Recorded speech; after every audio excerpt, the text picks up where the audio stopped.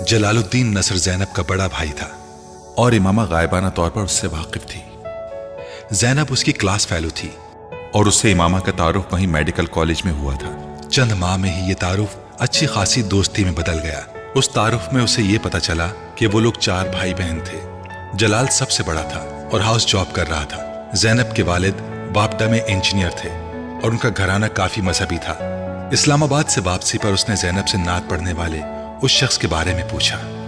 ज़ैनब, उस रात मैंने तुम्हें फोन किया तो कोई नात पढ़ रहा था, वो कौन था? उसने अपने लहजे को हद्दुल इम्कान नॉर्मल रखते हुए कहा, वो जलाल भाई थे।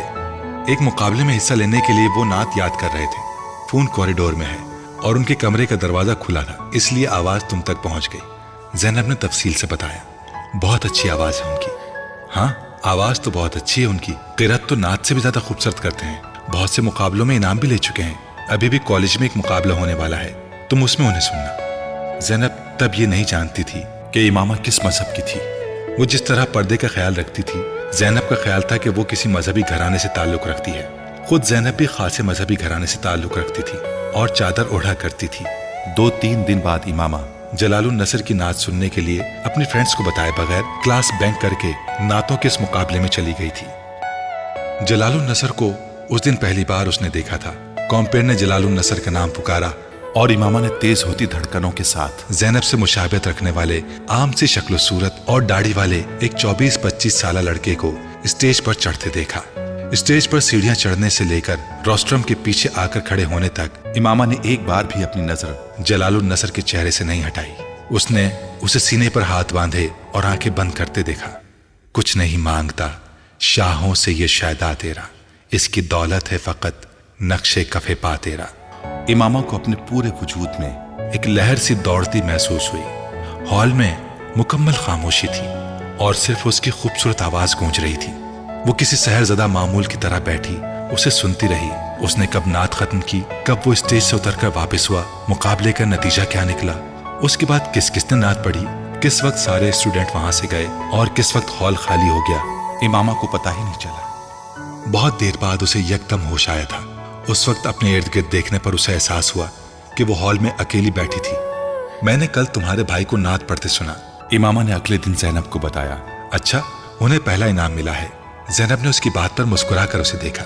बहुत खूबसूरत नात पढ़ी थी उन्होंने। कुछ देर की खामोशी के बाद इमामा ने फिर उस मौजू पर बात की। हाँ, वो बचपन से नातें पढ़ते आ रहे हैं। इतने क़िरात और नातों के मुकाबले जीत चुके हैं कि अब तो उन्हें खुद भी उनकी तादाद याद नहीं। ज़ैनब ने तफाखुर से कहा, उनकी आवाज़ बहुत खूबसूरत है। इमामा ने फिर कहा, हाँ खूबसूरत तो है, मगर सारी बात उस मोहब्बत और अकीदत की है जिसके साथ वो नात पढ़ते हैं। उन्हें हुजूर सल्लल्लाहु अलैहि वसल्लम से इश्क है, इतनी मोहब्बत जिसकी कोई हद नहीं। क़िरात और नात के अलावा उन्होंने कभी कोई और चीज नहीं पढ़ी। हालांकि स्कूल और कॉलेज में उन्हें बहुत मजबूर किया जाता रहा, मगर उनका एक ही जवाब होता कि मैं जिस जबान से हजरत मोहम्मद सल्लल्लाहु अलैहि वसल्लम का कसीदा पढ़ता हूँ, उस जबान से किसी और शख्स का कसीदा नहीं पढ़ सकता। मोहब्बत तो हम भी हुजूर सल्लल्लाहु अलैहि वसल्लम से करते हैं, मगर जैसी भाई करते हैं वैसी मोहब्बत तो हम में से कोई भी नहीं कर सकता। पिछले 10 सालों में एक बार भी उन्होंने नमाज कज़ा नहीं की। हर माह एक कुरान पढ़ते हैं। तुम तो नात की तारीफ कर रही हो, अगर उनसे तिलावत सुन लो तो वो बड़े फख्र से बता रही थी। इमामा चुपचाप उसे देख रही थी। उसने ज़ैनब से उसके बाद कुछ नहीं पूछा। अगले दिन वो सुबह कॉलेज जाने के लिए तैयार होने के बजाय अपने बिस्तर में घुसी रही। जवेरिया ने खासी देर के बाद भी उसे बिस्तर से बरामद ना होते देखकर झंझोड़ा, उठ जाओ इमामा, कॉलेज नहीं जाना क्या? देर हो रही है। नहीं, आज मुझे कॉलेज नहीं जाना। इमामा ने दोबारा आंखें बंद कर ली। क्यों? जवेरिया कुछ हैरान हुई। मेरी तबीयत ठीक नहीं है, इमामा ने कहा। आंखें तो बहुत सुर्ख हो रही हैं तुम्हारी, रात को सोई नहीं तुम? नहीं, नींद नहीं आई, और अब प्लीज मुझे सोने दो। इमामा ने उसे किसी और सवाल से बचने के लिए कहा। जवेरिया कुछ देर उसे देखते रहने के बाद अपना बैग और फोल्डर उठाकर बाहर निकल गई। उसके जाने के बाद इमामा ने आंखें खोल दी। ये बात ठीक थी कि वो सारी रात सो नहीं सकी, और उसकी वजह जलालुन नसर की आवाज थी। वो अपने जहन को उस आवाज के अलावा और कहीं भी फोकस नहीं कर पा रही थी। जलालुन नसर, उसने जेरे लब उसका नाम दोहराया। आखिर उसकी आवाज क्यों मुझे इस कदर अच्छी लग रही है कि मैं अपने जहन से नहीं निकाल पा रही। उसने उलझे हुए जहन के साथ बिस्तर से निकलते हुए सोचा। वो अपने कमरे की खुली हुई खिड़की में आकर खड़ी हो गई। मेरे भाई की आवाज में सारी तासीर हजरत मोहम्मद सल्लल्लाहु अलैहि वसल्लम के इश्क की वजह से है। उसके कानों में ज़ैनब की आवाज गूंजी। آواز میں تاثیر اور عشق۔ اس نے بے چینی سے پہلو بدلا، سوز، گداز، لوچ، مٹھاس، آخر کیا تھا اس کی آواز میں؟ وہ اٹھ کر کھڑکی سے باہر دیکھنے لگی۔ دنیا عشق اللہ سے شروع ہوتی ہے اور عشق رسول صلی اللہ علیہ وآلہ وسلم پر ختم ہو جاتی ہے۔ اسے ایک اور جملہ یاد آیا، عشق رسول صلی اللہ علیہ وآلہ وسلم۔ اس نے حیرانی سے پوچھا، عشق رسول صلی اللہ علیہ وآلہ وسلم یا عشق محمد صلی اللہ علیہ وسلم؟ یکدم اسے اپنے ایک عجیب سا سناٹا اترتا محسوس ہوا۔ اس نے اس سناٹے اور تاریکی کو کھوجنا شروع کیا، اپنے اندر سیڑھی در سیڑھی اترنا شروع کیا۔ اسے کہیں کوئی روشنی نظر نہیں آئی۔ آخر وہ کیا چیز ہوتی ہے جو حضرت محمد صلی اللہ علیہ وآلہ وسلم کا نام سننے پر لوگوں کی آنکھوں میں آنسوؤں اور لبوں پر درود لے آتی ہے؟ عقیدت، عشق، محبت، ان میں سے کیا ہے؟ مجھے کچھ کیوں محسوس نہیں ہوتا؟ میری آنکھوں میں آنسو کیوں نہیں آتے؟ میرے ہونٹوں پر درود کیوں نہیں آتا؟ میری آواز میں تاثیر وہ لمحہ بھر کے لیے رکی۔ اس نے زیر لب پڑھا، کچھ نہیں مانگتا شاہوں سے یہ شیدا تیرا، اس کی دولت ہے فقط نقش کفے پا تیرا۔ اسے اپنی آواز پھرائی ہوئی محسوس ہوئی۔ شاید ابھی جاگی ہوں اس لیے آواز ایسی ہے۔ اس نے اپنا گلا صاف کرتے ہوئے سوچا۔ اس نے ایک بار پھر پڑھنا شروع کیا، کچھ نہیں مانگتا۔ وہ ایک بار پھر رک گئی۔ اس بار اس کی آواز میں لرزش تھی۔ اس نے دوبارہ پڑھنا شروع کیا، کچھ نہیں مانگتا شاہوں سے یہ شیدا تیرا۔ کھڑکی سے باہر نظریں مرکوز رکھتے ہوئے اس نے لرزتی بھرائی آواز، کانپتے ہونٹوں کے ساتھ پہلا مصرع پڑھا، پھر دوسرا مصرع پڑھنا شروع کیا اور رک گئی۔ کھڑکی سے باہر خلا میں گھورتے ہوئے وہ ایک بار پھر جلال النصر کی آواز اپنے کانوں میں اترتی محسوس کر رہی تھی، بلند، صاف، واضح اور اذان کی طرح دل میں اتر جانے والی مقدس آواز۔ اسے اپنے گالوں پر نمی محسوس ہوئی۔ یکدم وہ اپنے ہوش و حواس میں آئی اور پتہ چلا کہ وہ رو رہی تھی۔ کچھ دیر جیسے وہ بے یقینی کے عالم میں وہ اپنے دونوں ہاتھوں کی انگلیاں دونوں آنکھوں پر رکھے دم بخود کھڑی رہی۔ اس نے اپنے آپ کو بے بسی کی انتہا پر پایا۔ آنکھوں پر ہاتھ رکھے وہ آہستہ آہستہ گھٹنوں کے بل وہیں زمین پر بیٹھ گئی اور اس نے پھوٹ پھوٹ کر رونا شروع کر دیا۔ انسان کے لیے سب سے مشکل مرحلہ وہ ہوتا ہے جب اس کا دل کسی چیز کی گواہی دے رہا ہو مگر اس کی زبان خاموش ہو، جب اس کا دماغ چلا چلا کر کسی چیز کی صداقت کا اقرار کر رہا ہو مگر اس کے ہونٹ ساکت ہوں۔ امامہ ہاشم کی بھی اپنی زندگی اسی مرحلے پر آن پہنچی تھی۔ جو فیصلہ وہ پچھلے 2-3 سالوں میں نہیں کر پا رہی تھی، وہ فیصلہ ایک آواز نے چند دنوں میں کروا دیا تھا۔ یہ جانے، یہ کھوجے، یہ پرکھے بغیر کہ آخر لوگ کیوں حضرت محمد صلی اللہ علیہ وآلہ وسلم سے اتنی عقیدت رکھتے ہیں؟ آخر کیوں عشق رسول صلی اللہ علیہ وآلہ وسلم کی بات کی جاتی ہے؟ اس نے اتنے سال اپنے نبی کے قصیدے سنے تھے، اس پر کبھی رقت طاری نہیں ہوئی تھی، کبھی اس کا وجود موم بن کر نہیں پگھلا تھا، کبھی اسے کسی پر رشک نہیں آیا تھا، مگر ہر بار حضرت محمد صلی اللہ علیہ وآلہ وسلم کا نام پڑھتے، دیکھتے اور سنتے ہوئے وہ عجیب سی کیفیات کا شکار ہوتی تھی۔ ہر بار، ہر دفعہ اس کا دل اس نام کی طرف کھنچتا چلا جاتا تھا اور سبیہ کے پاس نہ جانے کے اس کے سارے ارادے بھاپ بن کر اڑ گئے تھے۔ جلال النصر کی آواز تاریکی میں نظر آنے والے جگنو کی طرح تھی جس کے تعاقب میں وہ بنا سوچے سمجھے چل پڑی تھی۔ میں تجھے عالم اشیاء میں بھی پا لیتا ہوں، لوگ کہتے ہیں کہ ہے عالم بالا تیرا۔ امامہ کے لیے وہ ایک نئے سفر کا آغاز تھا۔ وہ پہلے کی طرح باقاعدگی سے سبیہ کے پاس جانے لگی۔ ان اجتماعات میں شرکت نے اسے اگر ایک طرف اپنے فیصلے پر استقامت بخشی تو دوسری طرف اس کی باقی ماندہ شبہات کو بھی دور کر دیا۔ مذہب تبدیل کرنے کا فیصلہ امامہ کے لیے کوئی چھوٹا یا معمولی فیصلہ نہیں تھا۔ اس ایک فیصلے نے اس کی زندگی کے ہر معاملے کو متاثر کیا تھا۔ وہ اب اسجد سے شادی نہیں کر سکتی تھی کیونکہ وہ غیر مسلم تھا۔ اسے جلد یا بدیر اپنے گھر والوں سے علیحدگی بھی اختیار کرنی تھی کیونکہ وہ اب ایسے کسی ماحول میں رہنا نہیں چاہتی تھی جہاں اسلامی شعار اور عقائد میں اتنے دھڑلے سے تحریفات کی جاتی تھیں۔ وہ اس پیسے کے بارے میں بھی شکوک کا شکار ہونے لگی تھی جو اسے اپنی تعلیم اور دوسرے اخراجات کے لیے ہاشم مبین کی طرف سے ملتے تھے۔ چند سال پہلے تک پریوں کی کہانی نظر آنے والی زندگی یکدم ایک ڈراؤنے خواب میں تبدیل ہو کر رہ گئی تھی اور زندگی کے اس مشکل راستے کا انتخاب اس نے خود کیا تھا۔ اسے بعض دفعہ حیرت ہوتی کہ اس نے اتنا بڑا فیصلہ کس طرح کر لیا۔ اس نے اللہ سے استقامت ہی مانگی تھی اور اسے استقامت سے نوازا کیا تھا، مگر وہ ابھی اتنی کم عمر تھی کہ خدشات اور اندیشوں سے مکمل پیچھا چھڑا لینا اس کے لیے ممکن نہیں تھا۔ امامہ، تم فی الحال اپنے والدین کو مذہب کی تبدیلی کے بارے میں نہ بتاؤ، اپنے پیروں پر کھڑی ہو جاؤ۔ उस वक्त न सिर्फ तुम आसानी से असजद से शादी से इनकार कर सकती हो, बल्कि उन्हें अपने मजहब की तब्दीली के बारे में भी बता सकती हो। सबिहा ने एक बार उसके खदशात सुनने के बाद उससे मशवरा दिया, मैं उस पैसे को अपने ऊपर खर्च करना नहीं चाहती जो मेरे बाबा मुझे देते हैं। अब जबकि मैं जानती हूँ कि मेरे वालिद एक झूठे मजहब की तबलीग कर रहे हैं, तो ये जायज़ नहीं है कि मैं ऐसे शख्स से अपने अखराजात के लिए रकम लूँ। तुम ठीक कहती हो, मगर तुम्हारे पास फिलहाल कोई दूसरा रास्ता नहीं है। बेहतर है तुम अपनी तालीम मुकम्मल कर लो, उसके बाद तुम्हें अपने वालिद से भी कुछ नहीं लेना पड़ेगा। सबिहा ने उसे समझाया। सबिहा अगर ये राह ना दिखाती तब भी इमामा इसके अलावा कुछ और नहीं कर सकती थी। उसमें फिलहाल इतनी हिम्मत नहीं थी कि वो अपनी जिंदगी की सबसे बड़ी ख्वाहिश छोड़ देती। उस वक्त रात के 10 बजे थे जब वो सिनेमा से बाहर निकल आया था। उसके हाथ में अब भी पॉपकॉर्न का पैकेट था। वो किसी गहरी सोच में डूबा हुआ पॉपकॉर्न खाते हुए सड़क पर चल रहा था। आधे घंटे तक सड़कें नापते रहने के बाद उसने एक बहुत बड़े बंगले की घंटी बजाई थी। साहब, खाना लगा दूं? लाउंज में दाखिल होने पर मुलाजिम ने उसे देखकर पूछा। नहीं, उसने नफी में सर हिलाते हुए कहा। दूध? नहीं। वो रुके बगैर वहां से गुजरता चला गया। अपने कमरे में दाखिल होकर उसने दरवाजा बंद कर लिया। कमरे की लाइट ऑन करके वो कुछ देर बेमकसद इधर उधर देखता रहा, फिर बाथरूम की तरफ बढ़ गया। शेविंग किट निकालकर उसके अंदर एक रेजर ब्लेड निकाल लिया और उसे लेकर बेडरूम में आ गया। अपने बेड पर बैठकर उसने साइड टेबल पर पड़ा हुआ लैंप जला लिया और बेडरूम की ट्यूबलाइट बंद कर दी। रेजर ब्लेड के ऊपर मौजूद रैपर को उतारकर वो कुछ देर लैंप की रोशनी में उसकी तेज धार को देखता रहा। फिर उसने ब्लेड के साथ अपने दाएं हाथ की कलाई की रग को एक झटके से काट दिया। उसके मुंह से एक सिसकी निकली और फिर उसने होंठ भींच लिए। वो अपनी आंखों को खुला रखने की कोशिश कर रहा था। उसकी कलाई बेड से नीचे लटक रही थी और खून की धार अब सीधा कारपेट पर गिरकर उसमें जज्ब हो रही थी। उसका जहन जैसे किसी गहरी खाई में जा रहा था। फिर उसने कुछ धमाके सुने। तारीकी में जाता हुआ जहन एक बार फिर झमाके के साथ रोशनी में आ गया। शोर अब बढ़ता जा रहा था। वो फौरी तौर पर शोर की वजह नहीं समझ पा रहा था। उसने एक बार फिर अपनी आंखें खोल दी, मगर वो किसी चीज को समझ नहीं पा रहा था।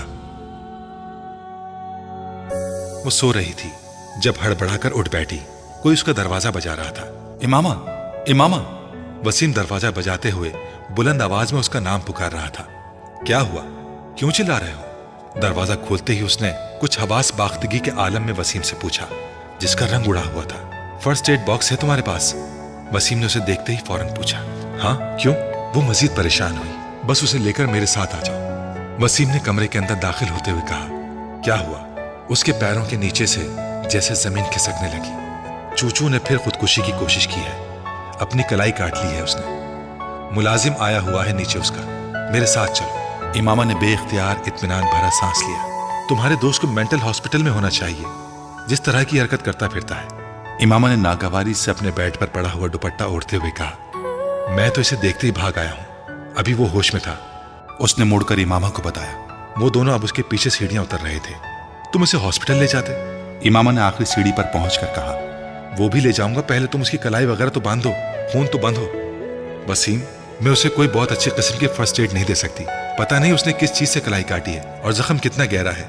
उसके अपने घर वाले कहाँ हैं? बात करते करते इमामा को ख्याल आया, उसके घर में कोई भी नहीं है, सिर्फ मुलाजिम है। वो तो कोई फोन कॉल आई थी जिस पर मुलाजिम उसे बुलाने के लिए गया। जब अंदर से कोई जवाब नहीं आया तो परेशान होकर दूसरे मुलाजिमों के साथ मिलकर उसने दरवाजा तोड़ दिया। वो दोनों साथ साथ चलते हुए अब अपने घर से निकल आए।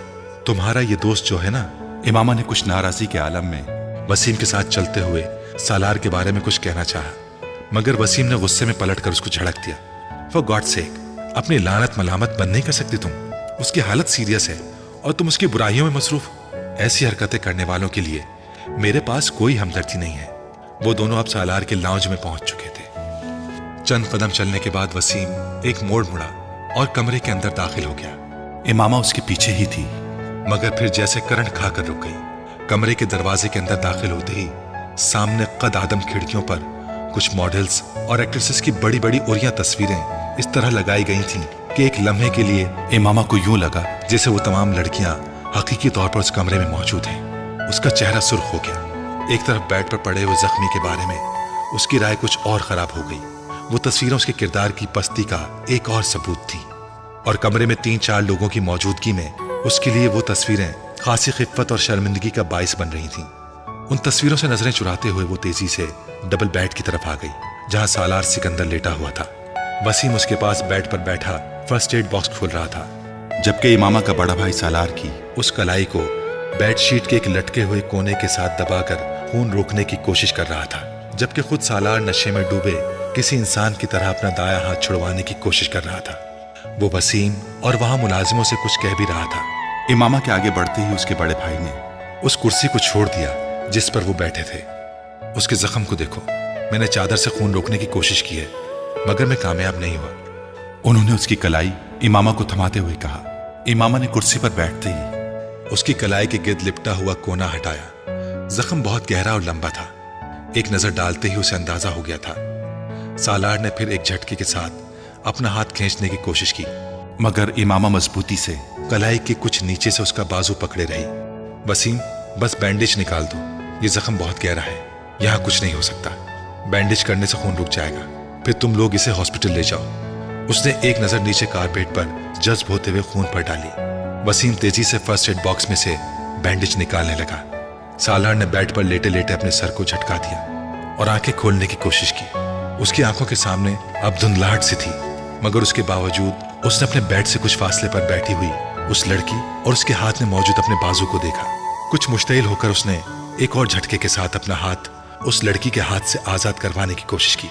हाथ आजाद नहीं हुआ, मगर दर्द की एक तेज लहर ने बेइख्तियार करहाने पर मजबूर कर दिया था। उसे चंद लम्हों के लिए यही महसूस हुआ था जैसे उसकी जान निकल गई, मगर अगले ही लम्हे वो एक बार फिर हाथ छुड़ाने की कोशिश कर रहा था।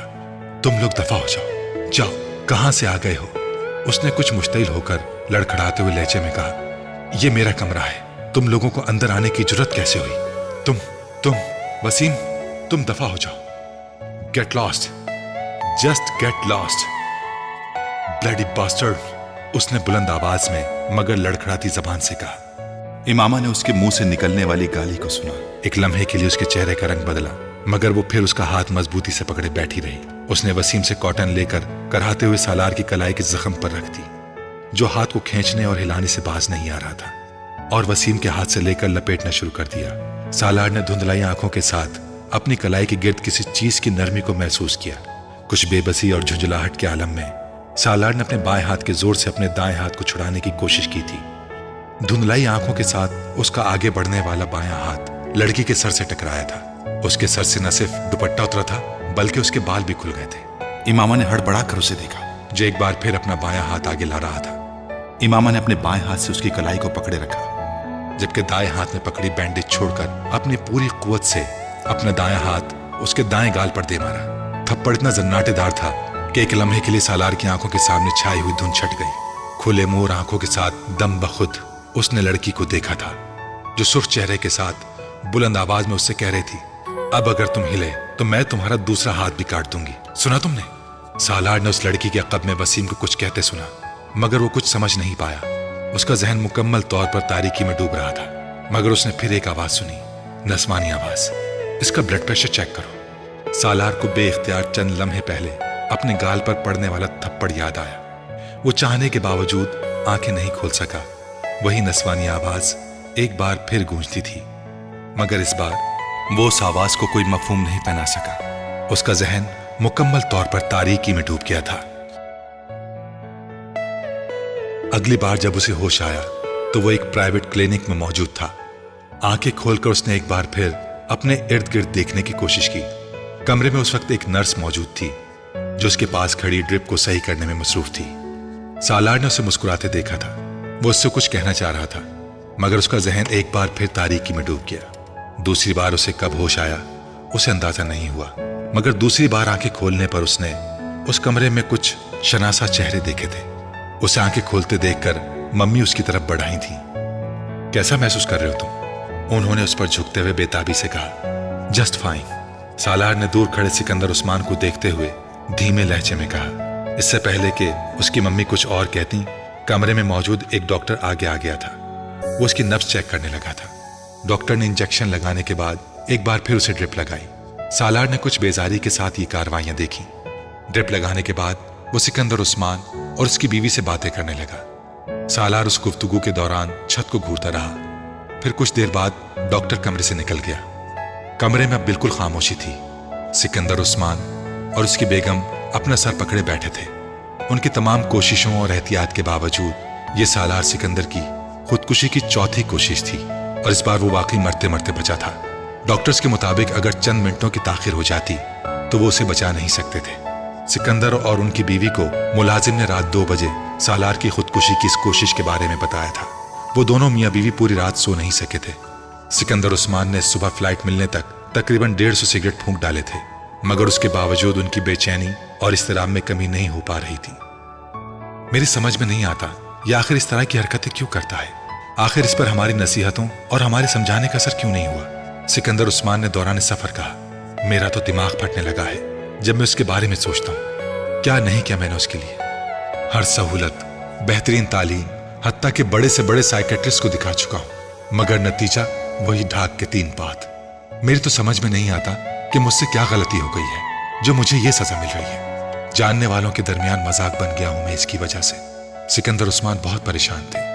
हर वक्त मेरा दम हलक में अटका रहता है कि पता नहीं वो किस वक्त क्या कर गुजरे। इतनी एहतियात बरतने का नतीजा ये निकला है कि एक बार हम गाफिल हुए और फिर वही हरकत कर गुजरा है। तैयबा ने अपनी आंखों में उमटते हुए आंसुओं को टिश्यू के साथ साफ किया।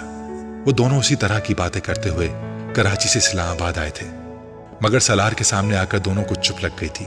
उन दोनों को ही समझ में नहीं आ रहा था कि वो इस हालत में उससे क्या कहें। सालार को उनकी दिली और ज़हनी कैफियत का अच्छी तरह अंदाजा था और उनकी खामोशी को वो गनीमत जान रहा था। उन्होंने उस दिन उससे कुछ नहीं कहा था।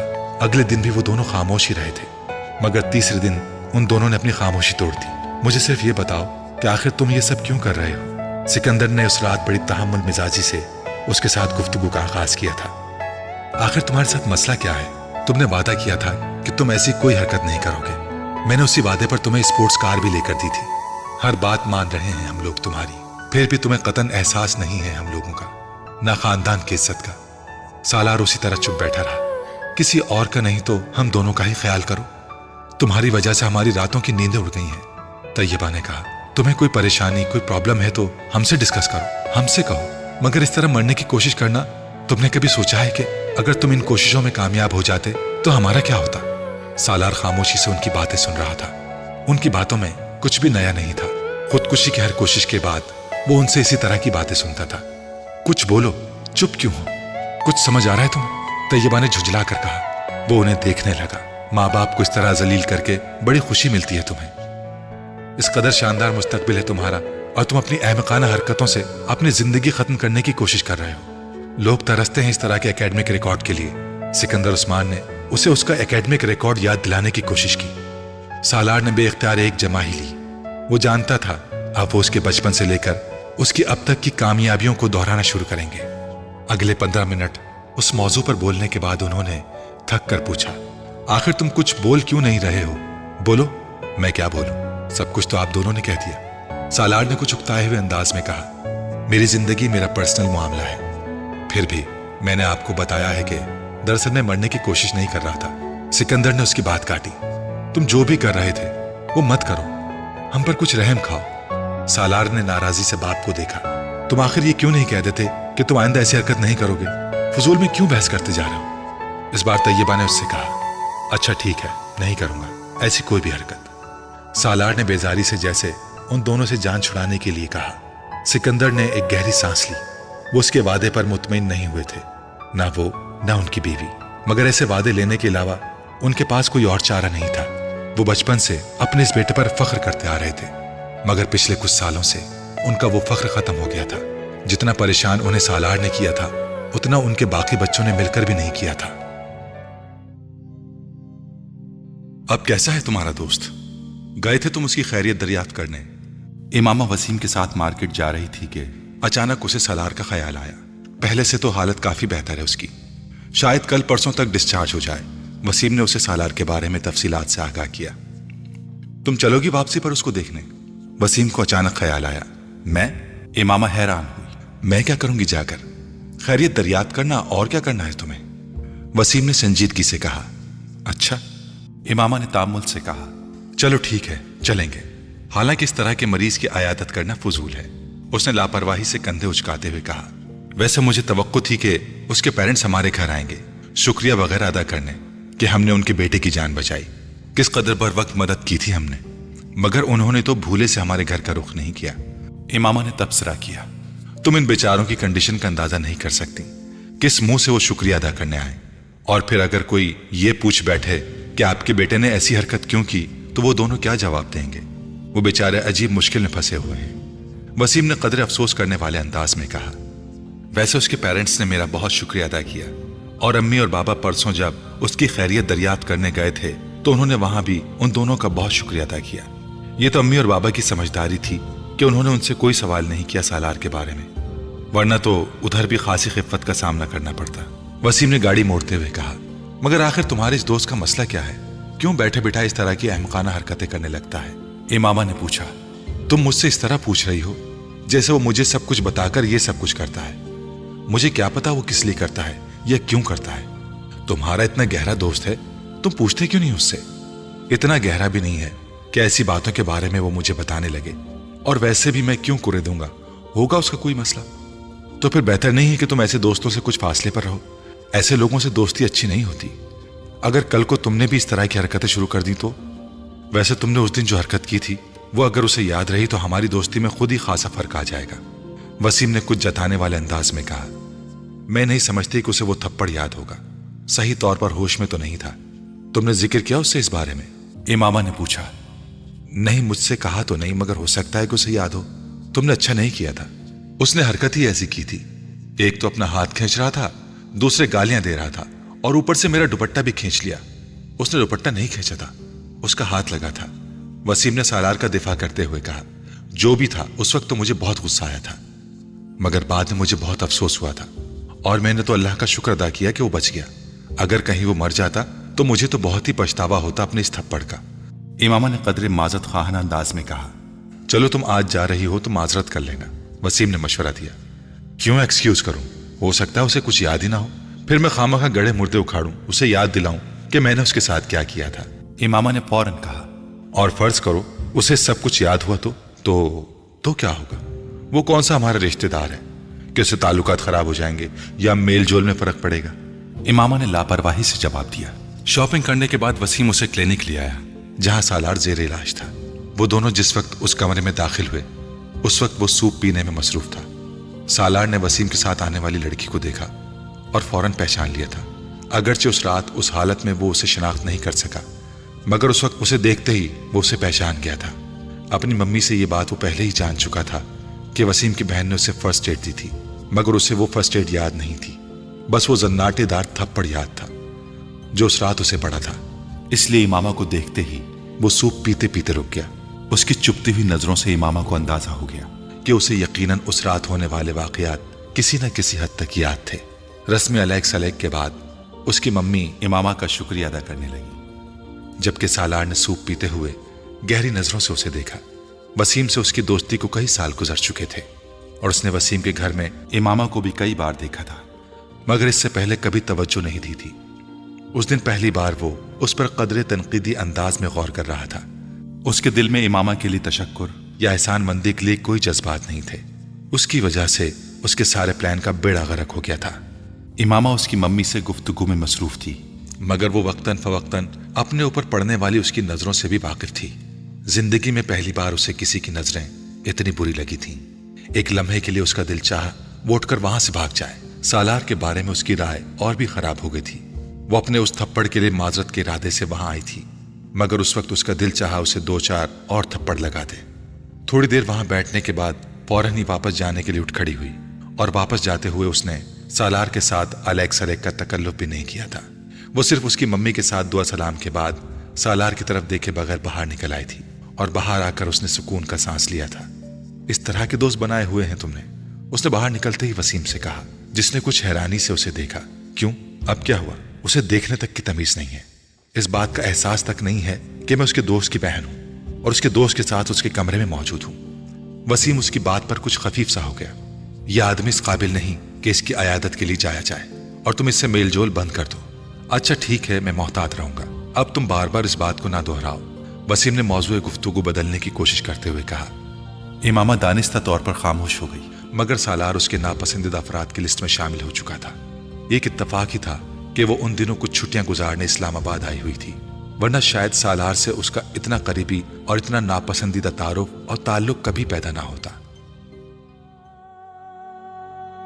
اسلام قبول کرنے کے بعد اس نے پہلی بار جلال النصر کو تب قریب سے دیکھا جب ایک دن وہ چاروں کالج کے لان میں بیٹھی گفتگو میں مصروف تھی۔ وہ وہاں کسی کام سے آیا۔ رسمی سے علیک سلیک کے بعد وہ زینب کے ساتھ چند قدم دور جا کر کھڑا ہوا تھا۔ امامہ اس کے چہرے سے نظریں نہیں ہٹا سکی۔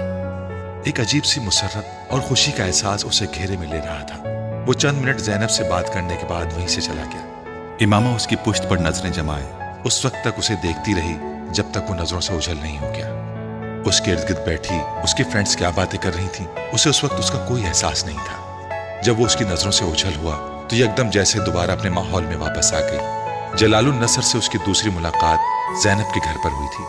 اس دن وہ کالج سے واپسی پر زینب کے ساتھ اس کے گھر آئی تھی۔ زینب کچھ دنوں سے ان سب کو اپنے ہاں آنے کے لیے کہہ رہی تھی۔ باقی سب نے کوئی نہ کوئی بہانہ بنا دیا تھا، مگر امامہ اس دن اس کے ساتھ اس کے گھر چلی آئی تھی۔ اس کے گھر آ کر اسے عجیب سے سکون کا احساس ہوا تھا۔ شاید اس کی وجہ جلال النصر سے اس گھر کی نسبت تھی۔ وہ ڈرائنگ روم میں بیٹھی ہوئی تھی اور زینب چائے تیار کرنے کے لیے کچن میں گئی تھی۔ جب جلال ڈرائنگ روم میں داخل ہوا، امامہ کو وہاں دیکھ کر کچھ چونک سا گیا۔ شاید اسے امامہ کو وہاں دیکھنے کی توقع نہیں تھی۔ السلام علیکم، کیا حال ہے آپ کا؟ جلال نے شاید اس طرح بے دھڑک اندر داخل ہونے پر اپنی جھیپ مٹانے کے لیے کہا۔ امامہ نے رنگ بدلتے چہرے کے ساتھ اس کا جواب دیا۔ زینب کے ساتھ آئی ہیں آپ؟ اس نے پوچھا۔ جی۔ زینب کہاں ہے؟ میں دراصل اس کو ڈھونڈتے ہوئے یہاں آ گیا۔ مجھے پتا نہیں تھا کہ اس کی کوئی دوست یہاں موجود ہے۔ کچھ معذرت خانہ انداز میں کہتے ہوئے وہ پلٹ گیا۔ آپ بہت اچھی نعت پڑھتے ہیں، امامہ نے بے ساختہ کہا۔ وہ ٹھٹک کر رہ گیا۔ شکریہ۔ وہ کچھ حیران نظر آیا۔ آپ نے کہاں سنی؟ ایک دن میں نے زینب کو فون کیا تھا۔ جب تک فون ہولڈ رہا مجھے آپ کی آواز آتی رہی، پھر زینب سے آپ کے بارے میں پتا چلا۔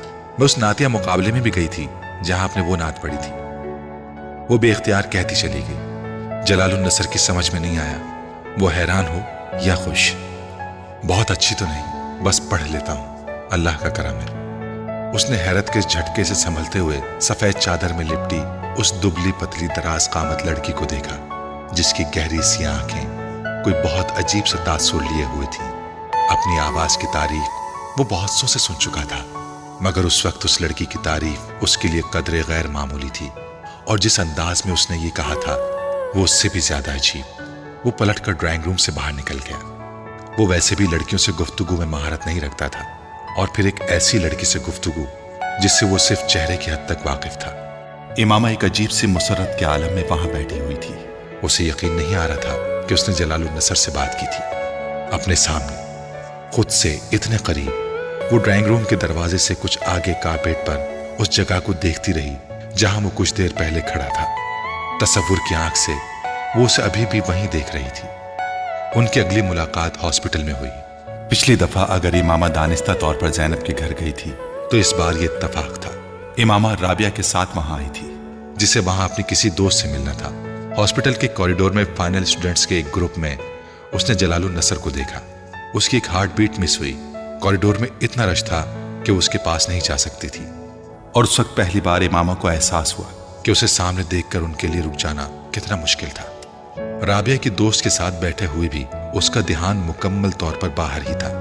1-1.5 گھنٹے بعد وہ رابعہ کے ساتھ اس کی دوست کے کمرے سے باہر آئی تھی۔ اب وہاں فائنل ایئر کے اسٹوڈنٹس کا وہ گروپ نہیں تھا۔ امامہ کو بے اختیار مایوسی ہوئی۔ رابعہ اس کے ساتھ باتیں کرتے ہوئے باہر نکل رہی تھی۔ جب سیڑھیوں پر ان دونوں کا آمنا سامنا جلال سے ہو گیا، امامہ کے جسم سے جیسے ایک کرنٹ سا گزر گیا تھا۔ السلام علیکم جلال بھائی، کیسے ہیں آپ؟ رابعہ نے پہل کی تھی۔ اللہ کا شکر ہے، اس نے سلام کا جواب دیتے ہوئے کہا۔ آپ لوگ یہاں کیسے آ گئے؟ اس بار جلال نے امامہ کو دیکھتے ہوئے پوچھا۔ میں اپنی فرینڈ سے ملنے آئی تھی اور امامہ میرے ساتھ آئی تھی، رابعہ مسکراتے ہوئے بتا رہی تھی، جبکہ امامہ خاموشی سے اس کے چہرے پر نظریں جمائے ہوئی تھی۔ دستگیری میری تنہائی کی تو نے ہی تو کی، میں تو مر جاتا اگر ساتھ نہ ہوتا تیرا۔ اس کی آواز سنتے ہوئے وہ ایک بار پھر ٹرانس میں آ رہی تھی۔ اس نے بہت کم لوگوں کو اتنے شستہ لہجے میں اردو بولتے ہوئے سنا جس لہجے میں وہ بات کر رہا تھا۔ پتہ نہیں کیوں ہر بار اس کی آواز سنتے ہی اس کے کانوں میں اس کی پڑھی ہوئی وہ نعت گونجنے لگتی۔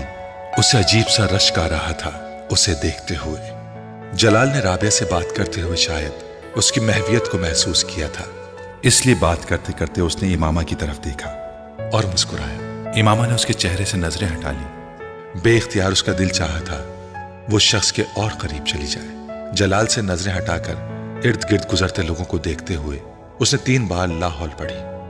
شاید اس وقت شیطان میرے دل میں آ کر مجھے اس کی طرف راغب کر رہا ہے، اس نے سوچا، مگر لا حول پڑھنے کے بعد بھی اس کے اندر کوئی تبدیلی نہیں آئی۔ وہ اب بھی جلال کے لیے ویسی ہی کشش محسوس کر رہی تھی۔ اسجد سے اتنے سالوں کی منگنی کے بعد بھی کبھی اس نے اپنے آپ کو اس کے لیے اس طرح بے اختیار ہوتے نہیں دیکھا تھا جس طرح وہ اس وقت ہو رہی تھی۔ وہاں کھڑے اسے پہلی بار جلال سے بہت زیادہ خوف آیا۔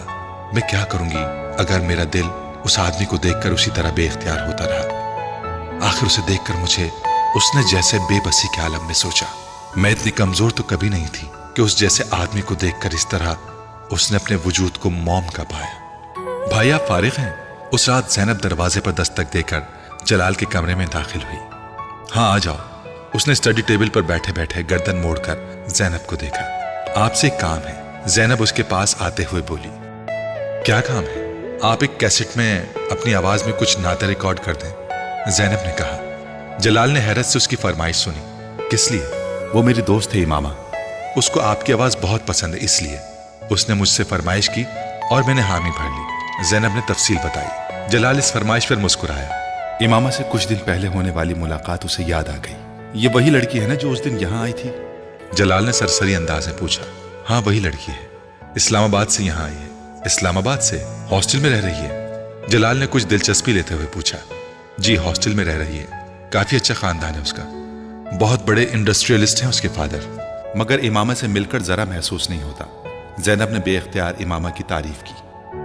کافی مذہبی لگتی ہے، میں نے 1-2 بار تمہارے ساتھ کالج میں بھی دیکھا تھا، کالج میں بھی چادر اوڑھی ہوتی ہے اس نے۔ یہاں کالج کی آب و ہوا کا ابھی تک اثر نہیں ہوا اس پر، جلال نے کہا۔ بھائی اس کی فیملی بھی خاصی مذہبی ہے، کیونکہ وہ جب سے یہاں آئی ہے اسی طرح کی ہے۔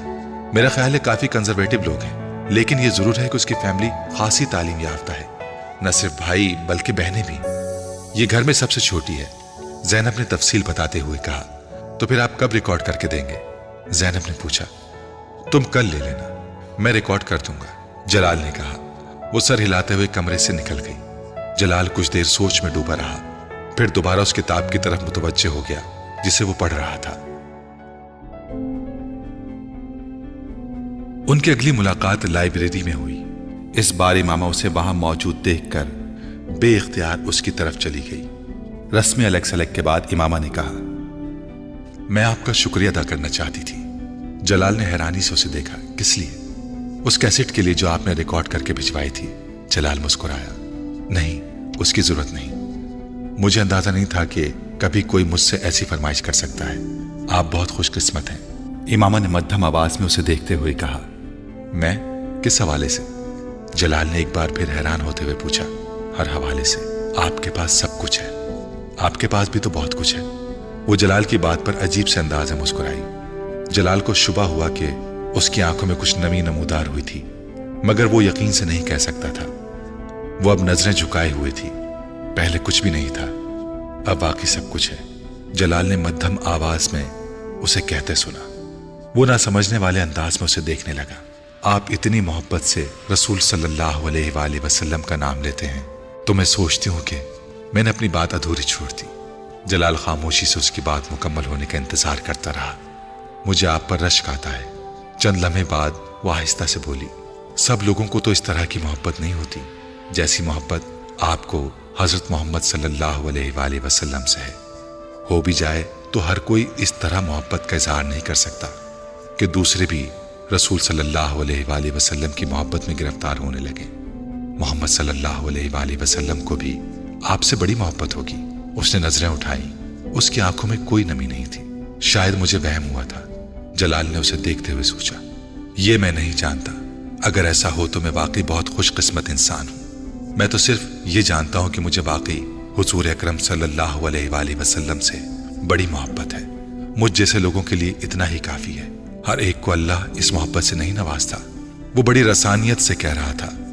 امامہ اس کے چہرے سے نظریں نہیں ہٹا سکی۔ اسے کبھی کسی شخص کے سامنے اس طرح احساس کمتری نہیں ہوا تھا جس طرح کا احساس کمتری وہ جلال النصر کے سامنے محسوس کرتی تھی۔ شاید میں بھی نعت پڑھ لوں، شاید میں بھی بہت اچھی طرح اسے پڑھ لوں، مگر میں جلال النصر کبھی نہیں ہو سکتی، کبھی نہیں بن سکتی۔ کبھی میری آواز سن کر کسی کا وہ حال نہیں ہو سکتا جو جلال النصر کی آواز سن کر ہوتا ہے۔ وہ لائبریری سے نکلتے ہوئے مسلسل مایوسی کے عالم میں سوچ رہی تھی۔ جلال النصر سے ہونے والی چند ملاقاتوں کے بعد امامہ نے پوری کوشش کی تھی کہ وہ دوبارہ کبھی اس کا سامنا نہ کرے، نہ اس کے بارے میں سوچے، نہ زینب کے گھر جائے۔ حتیٰ کہ اس نے زینب کے ساتھ اپنے تعلقات کو بھی اپنی طرف سے بہت محدود کرنے کی کوشش کی تھی۔ اس کی ہر حفاظتی تدبیر برے طریقے سے ناکام ہوتی گئی۔ ہر گزرتے دن کے ساتھ امامہ کی بے بسی میں اضافہ ہوتا جا رہا تھا، اور پھر اس نے گھٹنے ٹیک دیے تھے۔ اس آدمی میں کوئی چیز ایسی ہے جس کے سامنے میری ہر مزاحمت دم توڑتی جاتی ہے، اور شاید اس کا یہ اعتراف ہی تھا جس نے اسے ایک بار پھر جلال کی طرف متوجہ کر دیا تھا۔ پہلے اس کے لیے اس کی بے اختیاری لاشعوری تھی، پھر اس نے شعوری طور پر جلال کو اسجد کی جگہ دے دی۔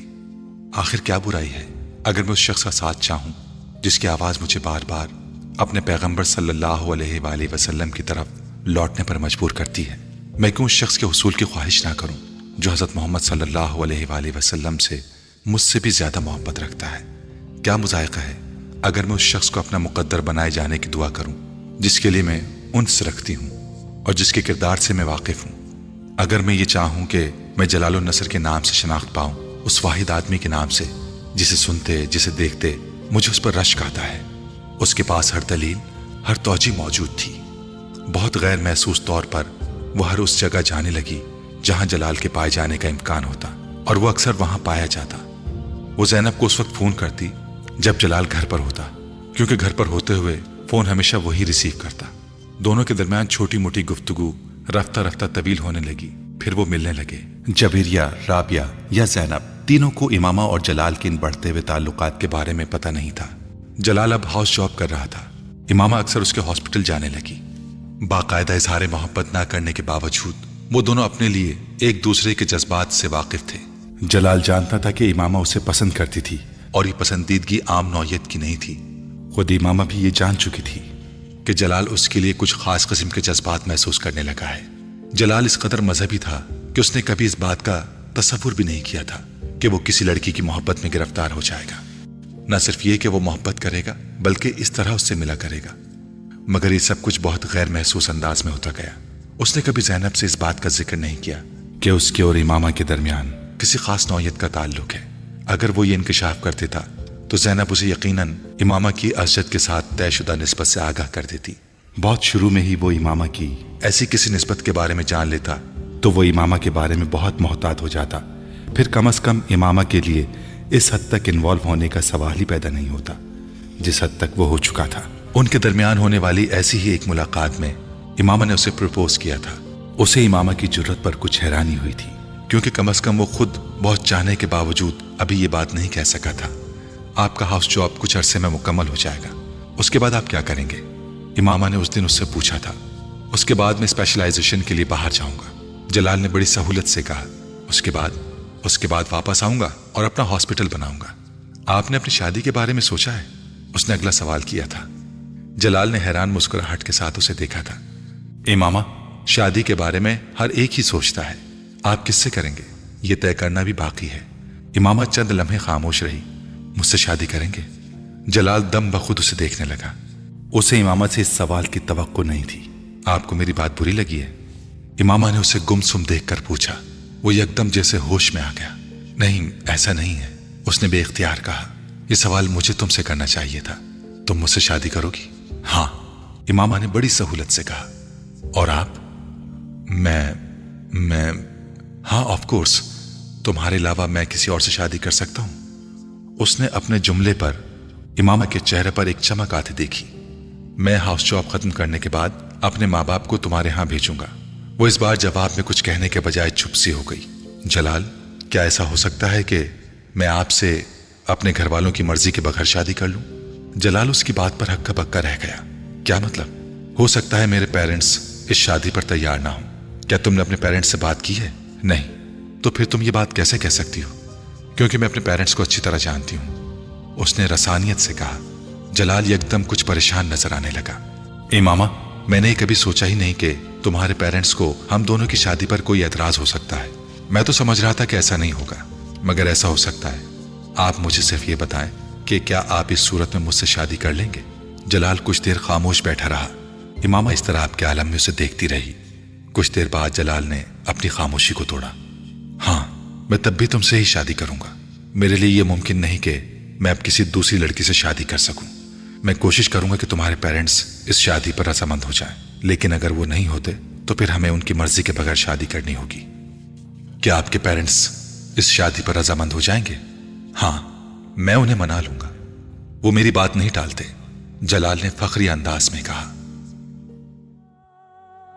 वो हलू की आवाज पर पलटी। उससे चंद कदम के फासले पर सालार खड़ा था। वो अपने उसी बेढंगी हुलिये में था। टी शर्ट के सारे बटन खुले हुए थे और वो खुद जीन्स की जेबों में हाथ डाले खड़ा था। एक लम्हे के लिए इमामा की समझ में नहीं आया कि वो किस तरह के रद्द-ए-अमल का इजहार करे। सालार के साथ तैमूर भी था। आओ, उस लड़की से मिलवाता हूं तुम्हें। सालार ने इमामा को किताबों की दुकान पर देखा तो करीब चला आया। तैमूर ने गर्दन मोड़कर देखा और हैरानी से कहा, उस चादर वाली से? हाँ। सालार ने कदम बढ़ाए। ये कौन है? तैमूर ने पूछा। ये वसीम की बहन है, सालार ने कहा। वसीम की? मगर तुम इससे क्यों मिल रहे हो? वसीम और उसकी फैमिली तो खासी कंजर्वेटिव है, इससे मिलकर क्या करोगे? तैमूर ने इमामा पर दूर से एक नजर डालते हुए कहा। पहली बार नहीं मिल रहा हूं, पहले भी मिल चुका हूं। बात करने में क्या हर्ज है? सालार ने उसकी बात सुनी अनसुनी करते हुए कहा। इमामा ने मैगजीन हाथ में पकड़े पकड़े एक नजर सालार को और एक नजर उसके साथ खड़े लड़के को देखा जो तकरीबन सालार जैसे हुलिये में ही था। How are you? सालार ने उसे अपनी तरफ मुतवज्जा देखकर कहा। फाइन। इमामा ने मैगजीन बंद करते हुए उसे देखा। यह तैमूर है, वसीम से इसकी भी खासी दोस्ती है, सालार ने तारुफ कराया। इमामा ने एक नजर तैमूर को देखा, फिर हाथ के इशारे से शॉपिंग सेंटर के एक हिस्से की तरफ इशारा करते हुए कहा, वसीम वहां है। सालार ने गर्दन मोड़कर उसकी तरफ देखा जिस तरफ उसने इशारा किया था और फिर कहा, मगर हम वसीम से मिलने तो नहीं आए? तो? इमामा ने संजीदगी से कहा, आपसे बात करने आए हैं। मगर मैं तो आपको नहीं जानती, फिर आप मुझसे क्या बात करने आए हैं? इमामा ने सर्द महरी से कहा। उसे सालार की आंखों से वहशत होने लगी थी। काश ये किसी से नजर झुकाकर बात करना सीख लेता, खासतौर पर किसी लड़की से।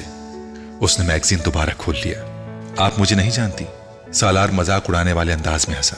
आपके घर के साथ ही मेरा घर है, यकीनन है, मगर आपको जाती तौर पर नहीं जानती। उसने उसी रूखाई से मैगजीन पर नजरें जमाए हुए कहा, चंद माह पहले आपने एक रात मेरी जान बचाई थी। सालार ने मजाक उड़ाने वाले अंदाज में उसे याद दिलाया।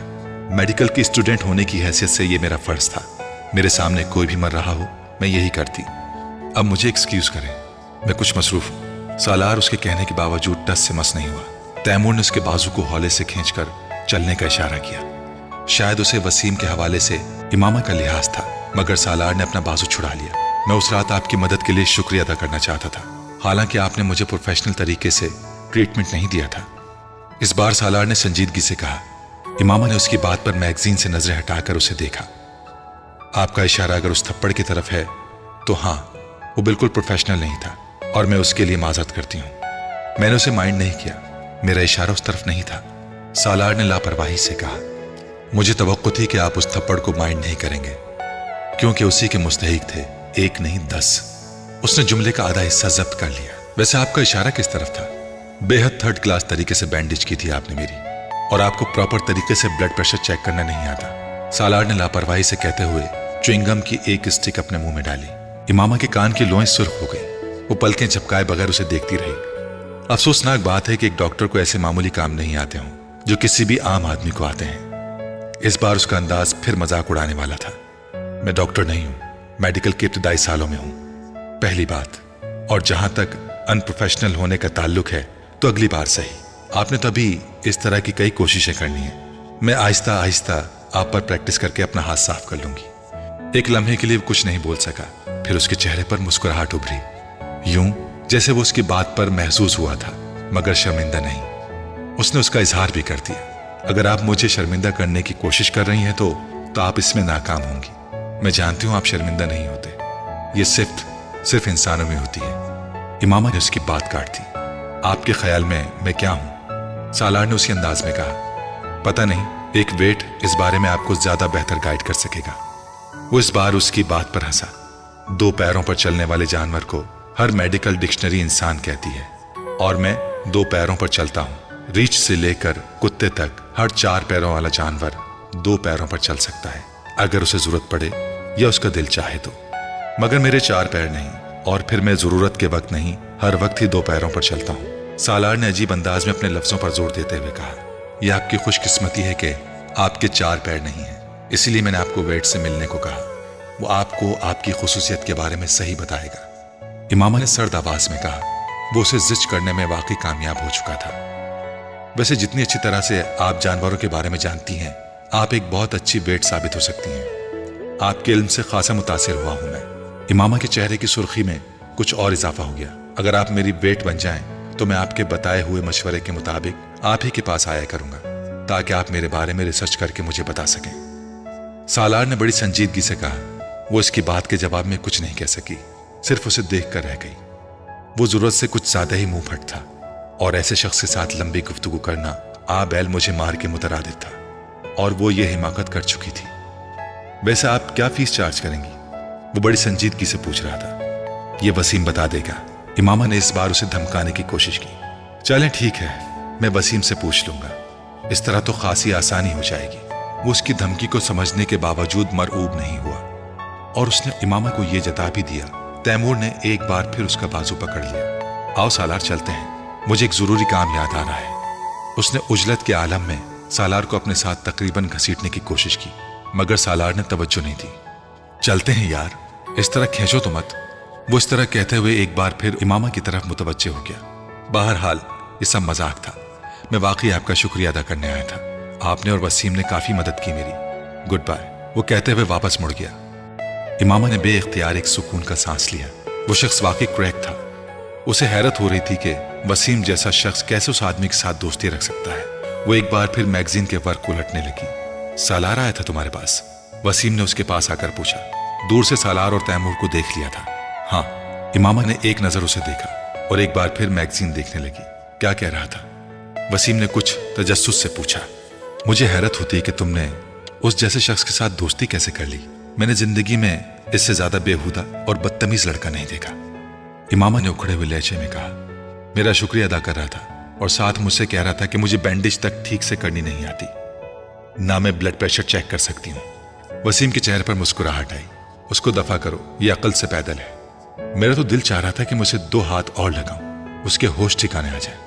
मुंह उठाकर अपने दोस्त को लेकर पहुंच गया यहाँ। भाई किसने कहा है तुमसे शुक्रिया अदा करने को? और मुझे तो वो दूसरा लड़का भी खासा बुरा लगा। वो कह रहा था कि तुम्हारी उसके साथ भी दोस्ती है।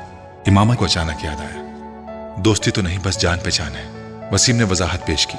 तुम्हें ऐसे लड़कों के साथ जान पहचान रखने की भी जरूरत नहीं है। हुलिया देखा था तुमने उन दोनों का, न उन्हें बात करने की तमीज है, न लिबास पहनने का सलीका, और मुंह उठाकर शुक्रिया अदा करने आ गए हैं। बहरहाल तुम उससे मुकम्मल तौर पर कतई ताल्लुक कर लो। कोई जरूरत नहीं इस तरह के लड़कों से जान पहचान की भी तुम्हें। इमामा ने मैगजीन रखते हुए एक बार फिर उसे तंबीह की और फिर बाहर जाने के लिए कदम बढ़ा दिए। वसीम भी उसके साथ चलने लगा। मगर मैं एक बात पर हैरान हूं, ये जिस हालत में था उसे कैसे याद है कि मैंने उसकी बैंडेज अच्छी नहीं की थी या ब्लड प्रेशर लेने में मुझे दिक्कत हो रही थी? इमामा ने कुछ सोचते हुए कहा। मैं ये समझ रही थी कि ये ऐसे ही हाथ पांव झटक रहा है। मुझे ये अंदाजा नहीं था कि ये अपने इर्द गिर्द होने वाली चीजों को भी ऑब्जर्व कर रहा है।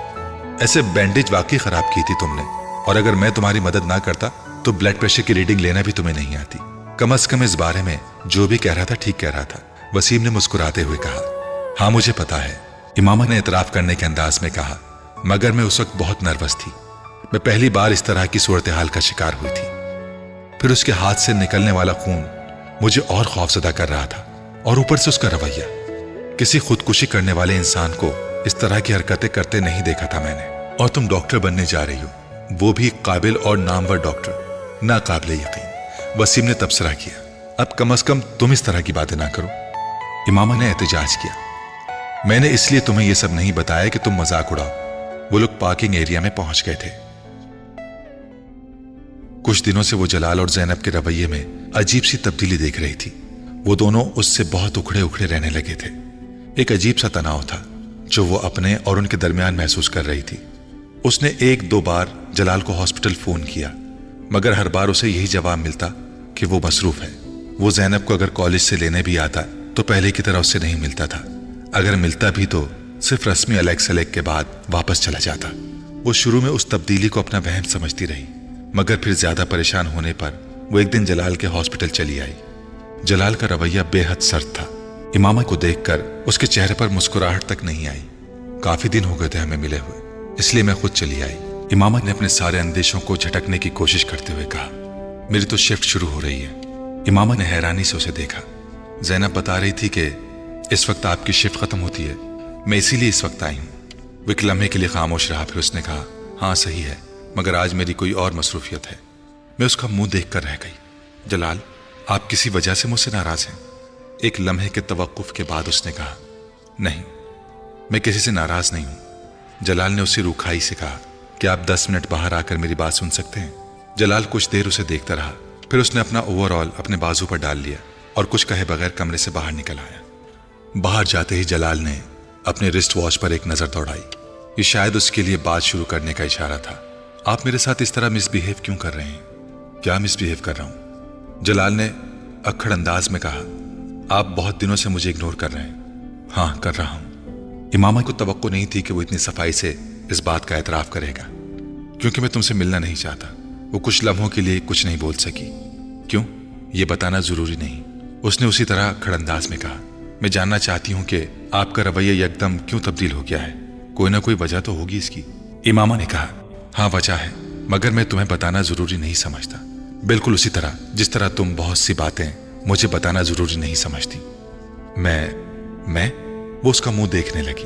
मैंने कौन सी बातें आपको नहीं बताई? ये कि तुम मुसलमान नहीं हो। जलाल ने बड़े तल्ख लहजे में कहा। इमामा सांस तक नहीं ले सकी। क्या तुमने ये बात मुझसे छुपाई नहीं? जलाल, मैं बताना चाहती थी। इमामा ने शिकस्त खोर्दा अंदाज में कहा। चाहती थी मगर तुमने बताया तो नहीं। धोखा देने की कोशिश की तुमने। जलाल, मैंने आपको धोखा देने की कोशिश नहीं की। इमामा ने जैसे एहतिजाज किया। मैं आपको धोखा क्यों दूंगी? मगर तुमने किया यही है, जलाल ने सर झटकते हुए कहा। जलाल ने उसकी बात काट दी। तुमने जानबूझकर मुझे ट्रैप किया। इमामा की आंखों में आंसू आ गए। ट्रैप किया? उसने जेर लब जलाल के लफ्जों को दोहराया। तुम जानती थी कि मैं पैगंबर सल्लल्लाहु अलैहि वसल्लम से इश्क करता हूं। वो शिकस्त खोरदा अंदाज में उसे देखती रही। शादी तो दूर की बात है, अब जब मैं तुम्हारे बारे में सब कुछ जान गया हूं तो मैं तुमसे कोई ताल्लुक नहीं रखना चाहता। तुम दोबारा मुझे मिलने की कोशिश मत करना, जलाल ने दो टोक अंदाज में कहा। जलाल, मैं इस्लाम कबूल कर चुकी हूं, उसने मध्यम आवाज में कहा। ओह कम ऑन, जलाल ने तहकीर आमेज अंदाज में अपना हाथ झटका। यहां खड़े खड़े तुमने मेरे लिए इस्लाम कबूल कर लिया। इस बार वो मजाक उड़ाने वाले अंदाज में हंसा। जलाल, मैं आपके लिए मुस्लिम नहीं हुई, आप मेरे लिए एक जरिया जरूर बने हैं। मुझे कई माह हो गए इस्लाम कबूल किए, और अगर आपको मेरी बात पर यकीन नहीं है तो मैं आपको सबूत दे सकती हूं। आप मेरे साथ चलें। इस बार जलाल कुछ उलझे हुए अंदाज में उसे देखने लगा। मैं मानती हूं मैंने आपकी तरफ पेशकदमी खुद की। आपके बकौल मैंने आपको ट्रैप किया। मैंने ट्रैप नहीं किया, मैं सिर्फ बेबस थी आपके मामले में। मुझे खुद पर काबू नहीं रहता था, आपकी आवाज की वजह से। आप जानते हैं, मैंने आपको बताया था, पहली बार आपको नात पढ़ते सुना तो मैंने क्या महसूस किया था। आपको अगर मेरे बारे में पहले ही ये सब कुछ पता चल जाता तो आप मेरे साथ यही सुलूक करते जो आप कर रहे हैं। मुझे सिर्फ इस बात का अंदेशा था जिसकी वजह से मैंने आपसे बहुत कुछ छुपाए रखा था। बाज बातों में इंसान को अपने ऊपर इख्तियार नहीं होता। मुझे भी आपके मामले में खुद पर कोई इख्तियार नहीं होता। उसने रंजीदगी से कहा, तुम्हारे घर वालों को इस बात का पता है? नहीं, मैं उन्हें नहीं बता सकती। मेरी मंगनी हो चुकी है। मैंने आपको इस बारे में भी नहीं बताया। वो एक लम्हे के लिए रुकी। मगर मैं वहां शादी नहीं करना चाहती। मैं आपसे शादी करना चाहती हूँ। मैं सिर्फ अपनी तालीम मुकम्मल होने का इंतजार कर रही हूँ, तब मैं अपने पैरों पर खड़ी हो जाऊंगी और फिर मैं आपसे शादी करूंगी। 4-5 साल बाद जब मैं डॉक्टर बन जाऊंगी तो शायद मेरे पेरेंट्स आपसे मेरी शादी पर इस तरह एतराज ना करें जिस तरह वो अब करेंगे। अगर मुझे ये खौफ ना हो कि वो मेरी तालीम खत्म करवा कर मेरी शादी असजद से कर देंगे तो शायद मैं उन्हें इस बात के बारे में बता देती कि मैं इस्लाम कबूल कर चुकी हूँ। मगर मैं अभी पूरी तरह उन पर डिपेंडेंट हूँ। मेरे हाथ बंधे हुए हैं। आप वो वाहिद रास्ता थे जो मुझे नजर आया। मुझे वाकई आपसे मोहब्बत है। फिर मैं आपको शादी की पेशकश ना करती तो और क्या करती? आप इस सूरत हाल का अंदाजा नहीं कर सकते जिसका सामना मैं कर रही हूँ। मेरी जगह पर होते तो आपको अंदाजा होता कि मैं झूठ बोलने के लिए कितनी मजबूर हो गई थी। जलाल कुछ कहे बगैर पास मौजूद लकड़ी की बेंच पर बैठ गया। वो अब मजीद परेशान नजर आ रहा था। इमामा ने अपनी आंखें पोंछ ली। क्या आपके दिल में मेरे लिए कुछ भी नहीं है? सिर्फ इसलिए मेरे साथ इन्वॉल्व हैं क्योंकि मैं आपसे मोहब्बत करती हूँ। जलाल ने उसके सवाल का जवाब देने के बजाय उससे कहा, इमामा बैठ जाओ, पूरा पेंडोरा बॉक्स खुल गया है मेरे सामने। अगर मैं तुम्हारी सूरत हाल का अंदाजा नहीं कर सकता तो तुम भी मेरी पोजीशन को नहीं समझ सकती। इमामा उससे कुछ फासले पर रखी बेंच पर बैठ गई।